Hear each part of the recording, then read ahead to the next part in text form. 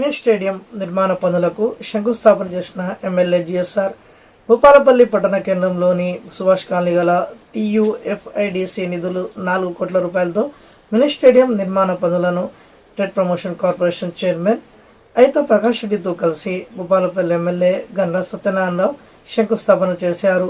ఈ సందర్భంగా MLA GSR మాట్లాడుతూ ఈ స్టేడియంను ప్రాంత ప్రజలు సద్వినియోగం చేసుకోవాలని సూచించారు. స్టేడియం నిర్మాణ పనులను త్వరగా పూర్తి చేయాలని కాంట్రాక్టర్కి మరియు సంబంధిత అధికారులకు సూచించారు.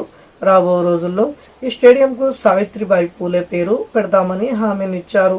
ఈ కార్యక్రమంలో కాంగ్రెస్ పార్టీ మండల నాయకులు మరియు సంబంధిత అధికారులు తదితరులు పాల్గొన్నారు. మినీ స్టేడియంకి రోజు శంకుస్థాపన చేసుకోవడం జరిగింది.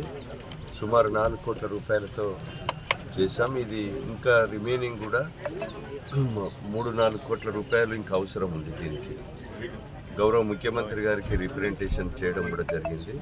ఇది ఫుల్ ఫ్లెడ్జ్డ్గా బాల్ బ్యాడ్మింటన్ కానీ, అదేవిధంగా షటిల్ కోర్టు, అదేవిధంగా badminton, tennis court, indoor stadium, walking తో పాటు చుట్టూ కాంపౌండ్ వాల్తోని మరి ఫుల్ ఫ్లెడ్జ్డ్గా సుమారు ఇంకొక 4-4.5 కోట్లు దీనికి అవసరం పడుతుంది. మంజూరు కూడా తీసుకురావడం జరుగుతుంది.